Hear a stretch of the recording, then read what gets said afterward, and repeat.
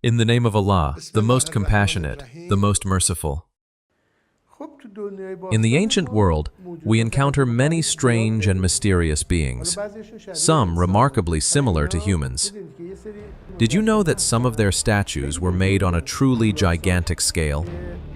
For example, there are 887 enormous statues called moai on a small island known as Easter Island, located in Polynesia.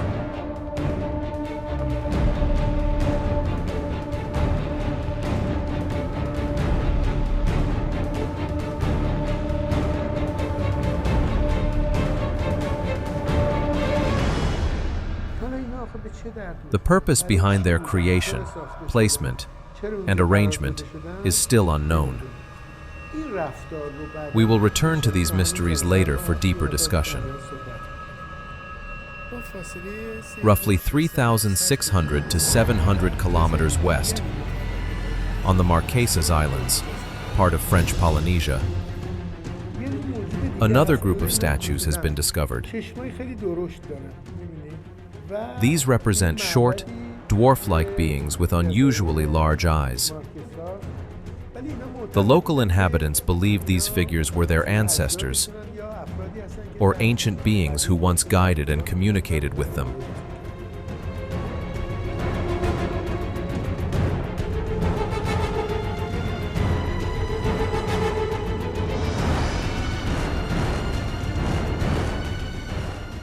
Many museums around the world also display statues with exaggerated, wide-open eyes.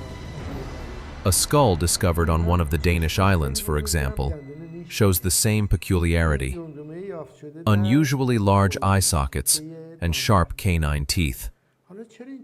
What was the reason for such large eyes? Could anyone truly have eyes that big?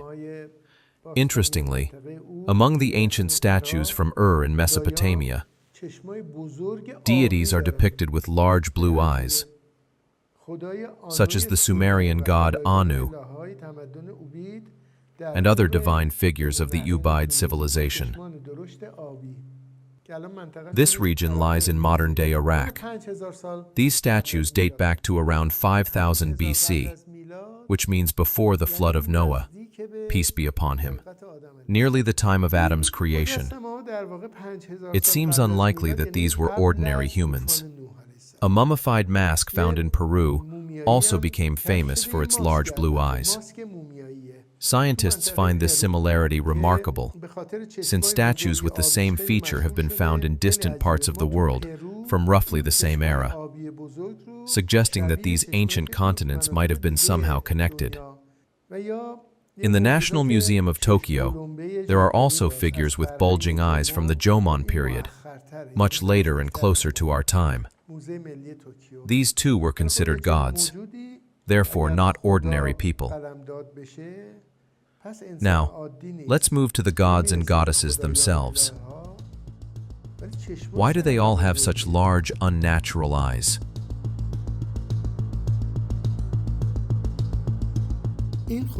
These false gods are known in Japan as dogu, and their statues date back 14,000 to 18,000 years. Interestingly, Hollywood has used this very same types of beings, this race of Jinn, in its earliest science fiction films depicting extraterrestrial life.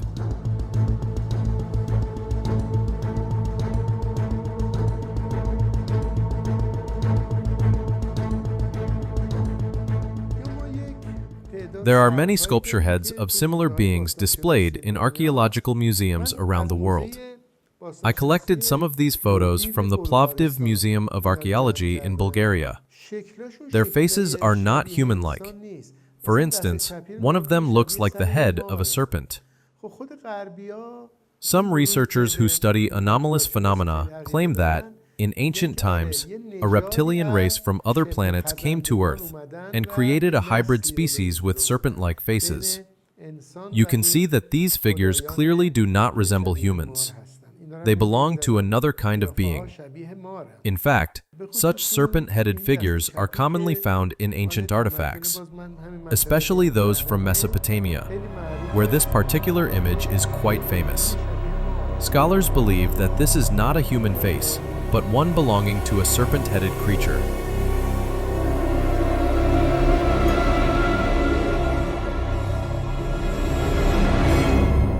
Another fascinating piece is a statue kept in the Metropolitan Museum of Art in New York, depicting a jinni wearing a horned, animal-eared hat and shoes similar to those of clowns. This statue dates back to 3000 BC, about 5,000 years ago, and bears an uncanny resemblance to the modern Joker. Returning to our time, we notice that many of these strange and unnatural faces appear again in modern films. This repetition is no coincidence.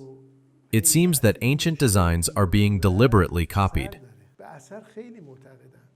It is time we begin to understand more about the world of jinn and devils. Each of these forms carries hidden meanings or perhaps even mystical or symbolic power.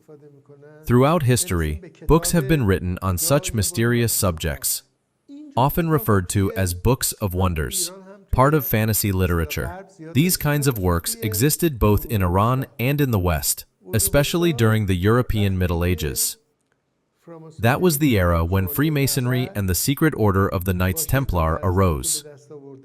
They promoted Satanism in Europe and revived what became known as the occult sciences. They wrote many books illustrating demons and describing their magical seals and characteristics in great detail.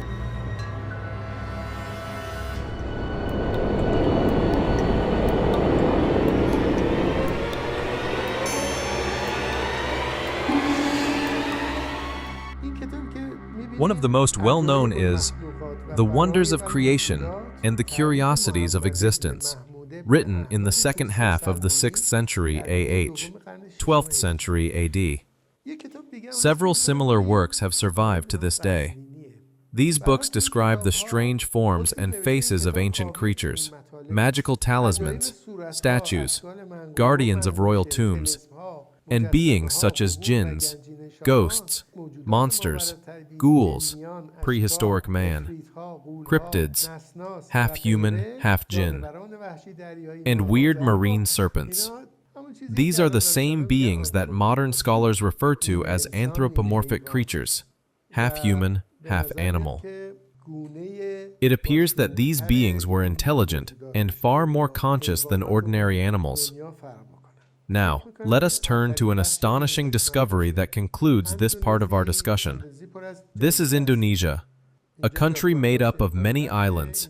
Here is Jakarta, the capital, and the islands of Java, Bali, Lian Bua, and Flores. On Flores Island, archaeologists have conducted extensive excavations and discovered many remains of prehistoric humans. These are the same beings referred to in Islamic traditions as Naz, smaller than ordinary humans. If we were to dress these prehistoric men in clothes, they might easily pass for humans. Yet, they were more primitive and less intelligent than the descendants of Adam.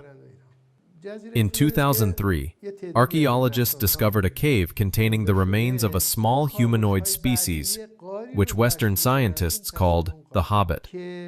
These creatures, unearthed by an international team including researchers from the University of Wollongong in Australia, had much smaller skulls and bones than modern humans, and stood only about 90 centimeters tall. Here is the reconstructed skeleton of one of these beings, showing how much smaller it is compared to Homo sapiens, a prehistoric human species. Scientists named this new species Homo floresiensis, distinguishing it from Homo habilis and Homo erectus. Here we see the Neanderthal, about 1.70 meters tall, and the Homo sapiens sapiens, about 1.80 meters tall, while Homo floresiensis stands only 90 centimeters in height. The reason they are called hobbits comes from the film The Lord of the Rings and the book by the English writer J.R.R. Tolkien. Tolkien vividly described all kinds of jinn-like races, elves, orcs, dwarfs, trolls, and others, each with its own tribe and features. Filmmakers later recreated them with great accuracy according to Tolkien's descriptions.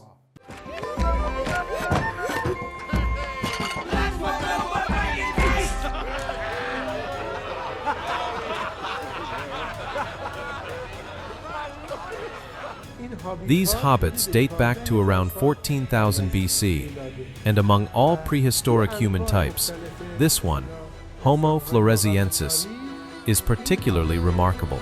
Their reconstructed faces show small yet intelligent beings. Thus, archaeology has shown that beings resembling the Jinn once lived physically on Earth. This discovery is considered extremely significant, one that reshapes our understanding of ancient history.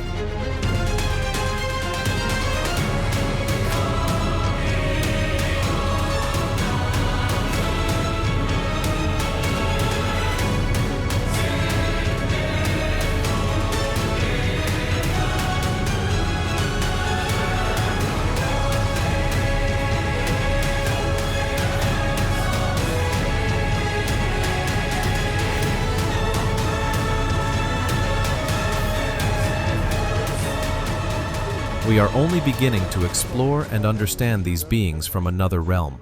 And as we continue, we will find that traces of such creatures appear frequently in the ancient civilizations of the world. Archaeologists often say, "Why search for these beings in museums? Look at the ancient monuments. They are all there, carved and engraved." Indeed, all of these forms have been recorded and preserved in the relics of the ancient world.